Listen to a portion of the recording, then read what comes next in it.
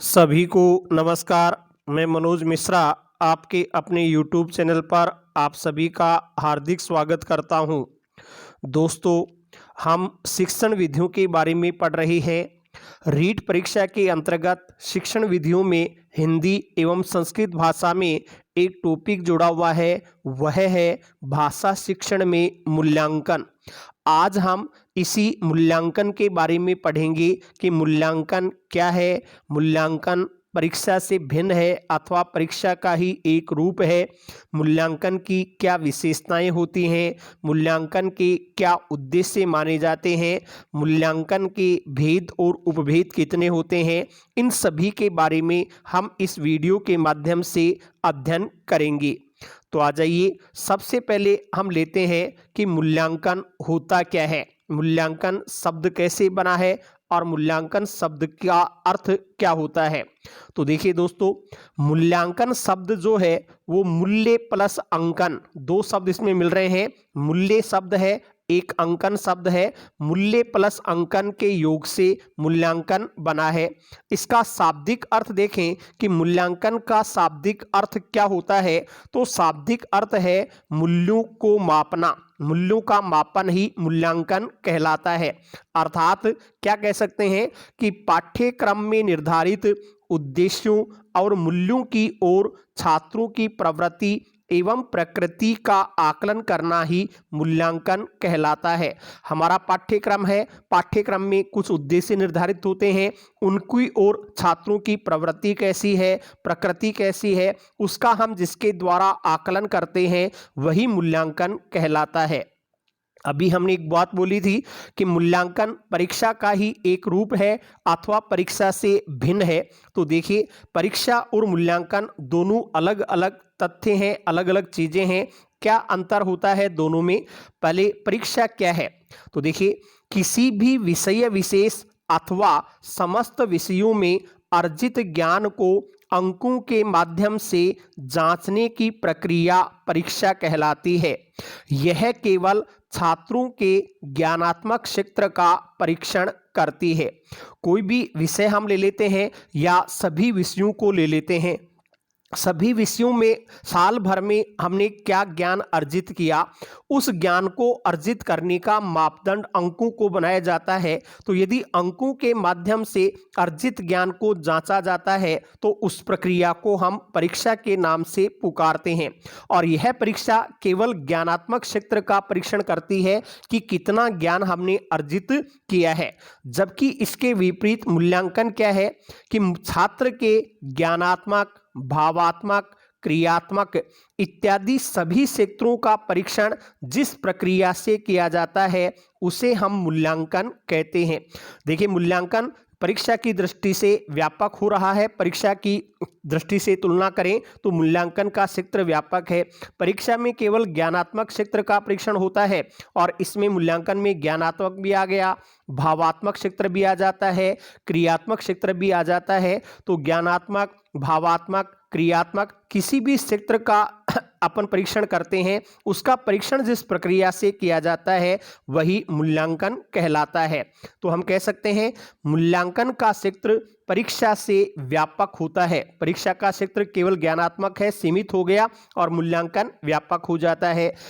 इसमें यानी मूल्यांकन में छात्र की स्थिति के कारणों एवं उसको सुधारने के उपायों पर विचार किया जाता है कि छात्र किस प्रकार की स्थिति में है, वह प्रतिभाशाली है, मध्यम है या मंदबुद्धि है, उसकी स्थिति को देखते हैं। फिर उसकी स्थिति के कारण क्या हैं और उनको कैसे सुधारा जा सकता है, इन सभी का आकलन जिसमें किया जाता है वही मूल्यांकन कहलाता है।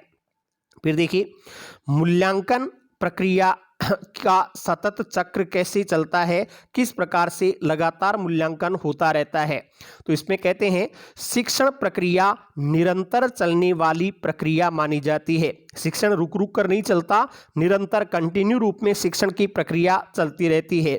एक विद्वान हुए हैं doctor Benjamin M Bloom, BM Bloom के नाम से जिनको जाना जाता है। इन्होंने संपूर्ण शिक्षण प्रक्रिया के लिए निर्धारित मूल्यांकन प्रक्रिया है उसको त्रिभुजी या त्रिकोण के रूप में प्रस्तुत किया है। एक त्रिभुज के रूप में इन्होंने मूल्यांकन प्रक्रिया को अपने सामने प्रतिपादित किया है। इस त्रिभुज में 3 बातों को शामिल किया जाता है। इनका जो त्रिभुजी स्वरूप है उसमें 3 बातें हैं, आपके सामने है। 3 बातें कौन कौन सी हैं कि मूल्यांकन में शैक्षणिक उद्देश्यों को शामिल किया जाता है, मूल्यांकन में अधिगम अनुभव या शिक्षण की प्रक्रिया को शामिल किया जाता है और मूल्यांकन में छात्र के व्यवहारगत परिवर्तन खुद मूल्यांकन को भी शामिल किया जाता है। तो इस तरीके से शैक्षणिक उद्देश्य, अधिगम अनुभव और व्यवहारगत परिवर्तन, इन तीनों को मिलाकर के मूल्यांकन की प्रक्रिया निरंतर चलती रहती है। यह जो त्रिभुजी आयाम है उसको प्रतिपादित करने वाले या मूल्यांकन शिक्षण आयाम के प्रतिपादक कौन माने जाते हैं?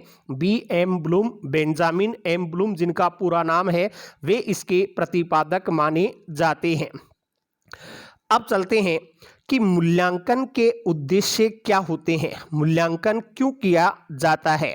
तो देखिए, मनोवैज्ञानिकों के अनुसार एक श्रेष्ठ मूल्यांकन के प्रमुखतः 3 उद्देश्य माने गए हैं। कोई भी मूल्यांकन हम करते हैं तो उसमें प्रमुख रूप से 3 उद्देश्यों को शामिल किया जा सकता है। वो 3 उद्देश्य कौन कौन से हैं? पहला है गुणवत्ता पर नियंत्रण करना, दूसरा है उच्च कक्षा में प्रवेश करना और तीसरा अन्य क्षेत्रों के चयन में सहायता करना। मूल्यांकन के 3 प्रमुख उद्देश्य होते हैं। पहला है गुणवत्ता पर नियंत्रण, कि शिक्षण अच्छा से अच्छा हो, अच्छे से अच्छा कार्य उसमें किया जा रहा हो, उसकी गुणवत्ता श्रेष्ठ हो। इस आधार पर मूल्यांकन किया जाता है कि बच्चे को श्रेष्ठ चीज, श्रेष्ठ विषय वस्तु उपलब्ध करवाई जाए। फिर बालक एक कक्षा से दूसरी कक्षा में जाता है, उसका भी साल भर निरंतर उस पर ध्यान रखा जाता है और फिर उसे उच्च कक्षा में प्रवेश दिया जाता है। तो ये भी मूल्यांकन के द्वारा संभव होता है। और जब वो अपना अध्ययन एक तरह से पूरा कर लेता है और सेवा के क्षेत्र में जाना चाहता है तो वहाँ किस क्षेत्र का वो चयन कर सकता है, ये भी मूल्यांकन के द्वारा संभव हो सकता है। तो मूल्यांकन के 3 प्रमुख उद्देश्य हैं: गुणवत्ता पर, शिक्षण की गुणवत्ता पर नियंत्रण करना, उच्च कक्षा में प्रवेश दिलाना और अन्य क्षेत्रों के चयन में सहायता करना। फिर चलिए अगली चीज आती है, एक अच्छे मूल्यांकन की क्या विशेषताएं होती हैं। अच्छे मूल्यांकन में क्या विशेषताएं हमें देखने को मिलती हैं। मूल्यांकन पर इस विशेषताओं से संबंधित प्रश्न ही ज़्यादा आते हैं, तो आप इनको विशेष रूप से याद रखिएगा कि कौन सी विशेषता से क्या तात्पर्य होता है। देखिए, सबसे पहली विशेषता हम ले रहे हैं वैधता। मूल्यांकन वैध होना चाहिए। वैधता से क्या तात्पर्य होता है? यदि शाब्दिक अर्थ देखें तो वैधता का शाब्दिक अर्थ होता है अभिप्राय सापेक्षता। वैधता शब्द का अर्थ बताओ, अगर ऐसा प्रश्न आता है तो उसका उत्तर होगा अभिप्राय सापेक्षता वैधता कहलाती है। इसका तात्पर्य क्या है कि जिस मूल्यांकन के द्वारा अभिष्ट लक्ष्य या उद्देश्य का मापन होता है तो वह वैध मूल्यांकन कहलाता है। देखिए, हर पाठ का अपना एक निश्चित लक्ष्य है, निश्चित उद्देश्य है। यदि शिक्षक उस विषय वस्तु के लक्ष्य को, उद्देश्य को ध्यान में रख कर के मूल्यांकन कर रहा है, उससे शिक्षण का उद्देश्य, उस विषय वस्तु का, पाठ का उद्देश्य पूर्ण हो रहा है, तो वह मूल्यांकन वैध मूल्यांकन के नाम से जाना जाता है। तो वैधता का अर्थ पूछें तो उत्तर होगा अभिप्राय सापेक्षता। और इसका पूरा भाव पूछें तो जिस मूल्यांकन में जो लक्ष्य निर्धारित हमने किया है, उद्देश्य निर्धारित किया है, अगर उसका मूल्यांकन हो रहा है, उसका मापन हो रहा है, तो वो वैध मूल्यांकन कहलाता है। दूसरी विशेषता है विश्वसनीयता। विश्वसनीयता का शाब्दिक अर्थ होता है विचलन या अचलता। यदि शाब्दिक अर्थ आपसे पूछें कि विश्वसनीयता से क्या अर्थ होता है, तो उसका शाब्दिक अर्थ है विचलन या अचलता। इसका भाव क्या होगा कि जिस मूल्यांकन में बालकों द्वारा प्राप्त किए जाने वाले अंक सदैव एक जैसे होते हैं तथा पुनः मूल्यांकन के पश्चात भी अंक समान रहते हैं तो वह विश्वसनीय मूल्यांकन कहलाता है। देखिए, विश्वसनीयता से क्या तात्पर्य है कि मान लीजिए एक शिक्षक ने कोई परीक्षण किया, उसमें उसने 1 नंबर दे दिया, उसके बाद में अन्य परीक्षक आते हैं और उसका मूल्यांकन करते हैं, वे सभी अगर उसको 1 नंबर ही प्रदान करते हैं, उसके अंकन में कोई अंतर नहीं आ रहा है, इसका मतलब वह मूल्यांकन विश्वसनीय मूल्यांकन माना जाएगा। तो देखिए, उद्देश्य पूरा होता है तो वैध मूल्यांकन कहलाता है। यदि अंकन में कोई अंतर नहीं आता है, हमेशा एक जैसा अंकन ही प्राप्त होता है, चाहे सैकड़ों, हजारों, लाखों परीक्षक उसे जांच क्यों ना करे, अंकन में कोई अंतर नहीं होगा तो वह विश्वसनीय मूल्यांकन माना जाएगा। फिर तीसरा है वस्तुनिष्ठता। वस्तुनिष्ठता से क्या तात्पर्य होता है कि जिस परीक्षण में परीक्षा लेने वाले के व्यक्तित्व, उसकी रुचियों, भावनाओं तथा पक्षपातों के लिए कोई स्थान नहीं होता है एवं निष्पक्ष भाव से छात्रों का मूल्यांकन होता है, तो वह वस्तुनिष्ठ मूल्यांकन माना जाता है। देखिए, कोई छात्र अपने सामने बैठा है, हम उसका परीक्षण कर रहे हैं। कुछ शिक्षक या परीक्षक क्या होते हैं, भावनाओं में बह जाते हैं कि ये तो मंत्री जी का बेटा है या ये तो कलेक्टर साहब का बेटा है, और बेटे को दे करके ज़्यादा अंकन दे दिए। तो वहाँ पर चाहे सामने कोई भी व्यक्ति बैठा हो, यदि परीक्षक किसी भावना में नहीं बहता है, कोई पक्षपात नहीं करता है और बिना किसी पक्षपात के निष्पक्ष भाव से अगर वह अंकन कर रहा है, तो इसका मतलब वह वस्तुनिष्ठ मूल्यांकन माना जाता है। ज्यादातर वस्तुनिष्ठ प्रश्न होते हैं, उनमें ABCD वाले प्रश्न यदि अपने सामने होते हैं, ए सही है तो ए को ही सही माना जाएगा, चाहे वह किसी भी स्तर पर लड़का, चाहे किसी का बेटा हो या किसी का भी वो संबंधी हो, उस पर कोई ध्यान नहीं दिया जाता। तो इस प्रकार से जहां पक्षपात नहीं होता है, निष्पक्ष रूप से मूल्यांकन होता है, उसे वस्तुनिष्ठ मूल्यांकन कहते हैं। तो 3 चीज आ गई। पहले उद्देश्य पूरा होता है तो वैध मूल्यांकन माना जाएगा, अंकन में कभी कोई अंतर नहीं आता है तो विश्वसनीय मूल्यांकन होगा, और मूल्यांकन में किसी प्रकार का भेदभाव नहीं होता है, निष्पक्षता अपनाई जाती है, तो उसे वस्तुनिष्ठ मूल्यांकन माना जाता है। चौथी विशेषता आती है विभेदकारिता। देखिए, जिस मूल्यांकन में उच्च यानी सक्षम एवं निम्न यानी असक्षम योग्यता वाले छात्रों में भेद करने का सामर्थ्य होता है, तो वह विभेदकारी मूल्यांकन कहलाता है। यदि हम परीक्षण कर रहे हैं और उस परीक्षण में मूल्यांकन में छात्रों की पूरी स्थिति का पता चल जाता है कि यह प्रतिभाशाली छात्र है, यह मंदबुद्धि बालक है, यह सामान्य बालक है, उनका हम पूरा विभेद कर देते हैं, अलग अलग उनको अपन पहचान सकते हैं, तो वह मूल्यांकन विभेदकारी मूल्यांकन के नाम से जाना जाता है। फिर है व्यापकता। व्यापकता क्या है कि जिस मूल्यांकन में संपूर्ण पाठ्यक्रम की विषय वस्तु का समावेश होता है, वह व्यापक मूल्यांकन माना जाता है। यदि हम कोई भी परीक्षण कर रहे हैं, मूल्यांकन कर रहे हैं, उसमें अपना जो पाठ्यक्रम है, पाठ्यक्रम में जितनी विषय वस्तु है, संपूर्ण विषय वस्तु का समावेश हो जाता है। यदि व्याकरण का हम परीक्षण कर रहे हैं, संधि, समास, उपसर्ग, प्रत्यय, क्रिया, जो भी संज्ञा, सर्वनाम, विशेषण, जितने भी टॉपिक होते हैं, यदि सभी टॉपिक्स उस मूल्यांकन में आ रहे हैं, उस परीक्षण में शामिल हैं, तो इसका मतलब वह मूल्यांकन व्यापक मूल्यांकन माना जाएगा। अगली विशेषता आ रही है व्यावहारिकता एवं उपयोगिता। देखिए, एक अच्छा मूल्यांकन सदैव बालकों के लिए उपयोगी होता है। बालक उससे कुछ न कुछ ग्रहण करते हैं, बालकों के लिए उपयोगी होना चाहिए, एवं परिस्थितियों के अनुसार उसमें परिवर्तन भी किया जा सकता है कि जैसी परिस्थिति है, परिस्थिति के अनुसार हम परिवर्तन कर सकें और बालकों के लिए जो उपयोगी हो, उस प्रकार का मूल्यांकन एक अच्छा मूल्यांकन माना जाता है। अगली विशेषता है क्रमबद्धता, कि मूल्यांकन की विषय वस्तु है वो क्रमबद्ध रूप से समाविष्ट होनी चाहिए। तो मूल्यांकन विषय वस्तु की क्रमबद्धता के अनुसार लिया जाए तो वह एक अच्छा मूल्यांकन माना जाता है।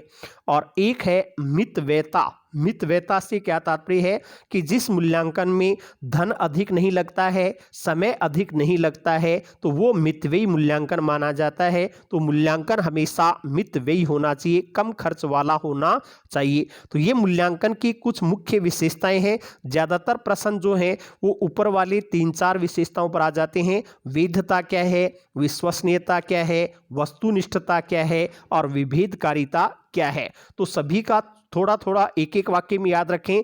जो उद्देश्य, जो निर्धारित उद्देश्य है, लक्ष्य है, उसको पूर्ण कर रहा है तो वैध मूल्यांकन माना जाएगा। अंकन में कभी कोई अंतर नहीं आ रहा है तो विश्वसनीय मूल्यांकन माना जाएगा। यदि कोई भी छात्र है उसमें तटस्थ शिक्षक तटस्थ रहता है, निष्पक्ष भाव से मूल्यांकन कर रहा है, कोई भेदभाव नहीं किया जाता, तो वो वस्तुनिष्ठ मूल्यांकन माना जाता है। यदि मूल्यांकन छात्रों के अलग अलग भेद कर देता है, प्रतिभाशाली, मध्यम, सामान्य, मंदबुद्धि, इस प्रकार का भेद जहां हमें प्राप्त हो जाता है उसे विभेदकारी मूल्यांकन कहते हैं। और संपूर्ण पाठ्यक्रम जहां समाविष्ट हो जाता है वहां व्यापकता रूपी विशेषता मानी जाती है। ये कुछ विशेषताएं मूल्यांकन के अंतर्गत हमें पढ़ने को मिलती हैं। फिर है मूल्यांकन की परिभाषाएं। ये आपको ध्यान रखने वाली चीज़ें हैं, सीखने की चीज़ें हैं, शब्दों के आधार पर जोड़ने की चीज़ें हैं। परिभाषा दे दी जाती है कि किस विद्वान ने लिखी है, तो उस विद्वान की परिभाषा को याद रखें। सबसे पहली परिभाषा आ रही है कि मूल्यांकन उस साक्ष्य का क्रमबद्ध संग्रह है और उसका परिणाम निकालना है जो कि मूल्यों की जांच की प्रक्रिया के द्वारा कुछ करने के लिए प्रेरित करता है। मूल्यांकन की यह परिभाषा देने वाले विद्वान कौन है? तो इसका उत्तर होगा CEBB है, उन्होंने यह परिभाषा निर्धारित की है। ऐसे ही राधा कृष्ण आयोग 1949 में बनाया राधा कृष्ण आयोग था, उन्होंने क्या परिभाषा लिखी है कि यदि हम विश्वविद्यालय शिक्षा में कोई एक सुझाव दें तो वह केवल परीक्षाओं के सुधार के संबंध में ही हो सकता है। राधा कृष्ण आयोग ने अपनी एक टिप्पणी की थी, वह टिप्पणी मूल्यांकन से संबंधित ही है कि यदि हम विश्वविद्यालयों की शिक्षा में कोई सुझाव दे सकते हैं तो वो सुझाव क्या होगा, परीक्षाओं में सुधार कैसे कर सकते हैं इस संबंध में देना होगा। यह कथन किसका है? राधा कृष्ण आयोग का है। मूल्यांकन आयाम के प्रतिपादक BM ब्लूम ने क्या लिखा है कि मूल्यांकन, BM ब्लूम लिखा है, मूल्यांकन योग्यता नियंत्रण की व्यवस्था है। मूल्यांकन योग्यता नियंत्रण की व्यवस्था है जिसमें शिक्षण एवं अधिगम प्रक्रिया की प्रभावशीलता की जांच की जाती है। यह परिभाषा किस विद्वान ने लिखी है? BM ब्लूम ने लिखी है। राइस स्टोन नामक विद्वान क्या लिखते हैं? इन्होंने लिखा है मूल्यांकन वह नवीन प्राविधिक पद है जो मापन के व्यापक प्रत्यय को प्रस्तुत करता है। मूल्यांकन वह नवीन प्राविधिक पद है जो मापन के व्यापक प्रत्यय को प्रस्तुत करता है। कोठारी आयोग ने मूल्यांकन के बारे में क्या लिखा है? इसने लिखा है मूल्यांकन एक सतत प्रक्रिया है जो शिक्षा का अभिन्न अंग है एवं उसका शिक्षण उद्देश्यों के साथ घनिष्ठ संबंध होता है। मूल्यांकन एक सतत प्रक्रिया है जो शिक्षा का अभिन्न अंग है एवं उसका शिक्षण उद्देश्यों के साथ घनिष्ठ संबंध होता है। यह परिभाषा किसके द्वारा दी गई? कोठारी आयोग के द्वारा। MN डांडेकर नामक विद्वान हुए हैं, उन्होंने क्या लिखा है? इन्होंने लिखा है मूल्यांकन की परिभाषा एक व्यवस्थित रूप में की जा सकती है जो इस बात को निश्चित करती है कि विद्यार्थी किस सीमा तक उद्देश्य प्राप्त करने में सफल रहा है। इन्होंने सीधा लिखा है मूल्यांकन की परिभाषा एक व्यवस्थित रूप में की जा सकती है जो इस बात को निश्चित करती है कि विद्यार्थी किस सीमा तक उद्देश्यों को प्राप्त करने में सफल रहा है। फिर क्विलिन एवं हन्ना नामक विद्वान हुए हैं, इन्होंने समेकित रूप में लिखा है छात्रों के व्यवहार में विद्यालय द्वारा लाए गए परिवर्तनों के विषय में परमाणु के संकलन और उसकी व्याख्या करने की प्रक्रिया ही मूल्यांकन है कि छात्र के व्यवहार में विद्यालय के द्वारा क्या परिवर्तन लाए गए, उसके संबंध में जो प्रमाण दिए जाते हैं, उन प्रमाणों के संकलन को और उनकी व्याख्या को हम जिस प्रक्रिया से पूरा करते हैं वही मूल्यांकन है।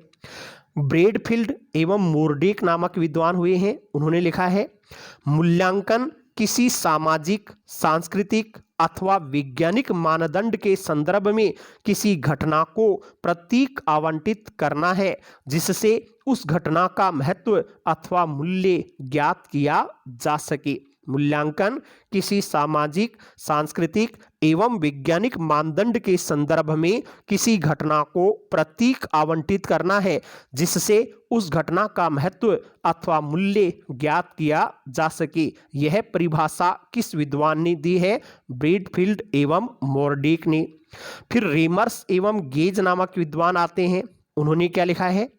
मूल्यांकन में व्यक्ति अथवा समाज दोनों की दृष्टि से जो उत्तम एवं वांछनीय होता है उसी का प्रयोग किया जाता है।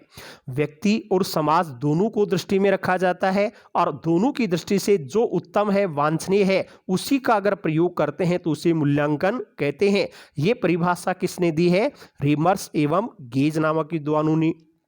फिर एक विद्वान है मोफात, इन्होंने क्या लिखा है? मूल्यांकन निरंतर चलने वाली प्रक्रिया है जो विद्यार्थियों के औपचारिक शैक्षणिक उपलब्धियों की उपेक्षा करती है। मूल्यांकन क्या है? कि मूल्यांकन निरंतर चलने वाली प्रक्रिया है जो विद्यार्थियों के औपचारिक या शैक्षणिक उपलब्धियों की उपेक्षा करती है और उनसे हमेशा कुछ न कुछ अलग उसकी जांच करने की आशा करती है, वही मूल्यांकन है। तो ये अलग अलग परिभाषाएं विद्वानों के द्वारा मूल्यांकन के संबंध में प्रतिपादित की गई हैं। अब है मूल्यांकन के स्वरूप या भेद, इनको हम अगले वीडियो में पढ़ेंगे। आज इतना ही काफ़ी है। मूल्यांकन क्या है, मूल्यांकन के उद्देश्य क्या होते हैं, मूल्यांकन की विशेषताएं क्या हैं, इन मूल्यांकन की अलग अलग परिभाषाएं कैसे दी गई हैं, इनको हमने पढ़ा है। अब मूल्यांकन के भेद स्वरूप अलग अलग होते हैं, काफ़ी बड़ा टॉपिक है, उसको अगले वीडियो में आपके सामने लाया जाएगा। वीडियो सुनने के लिए, देखने के लिए सभी को बहुत बहुत धन्यवाद।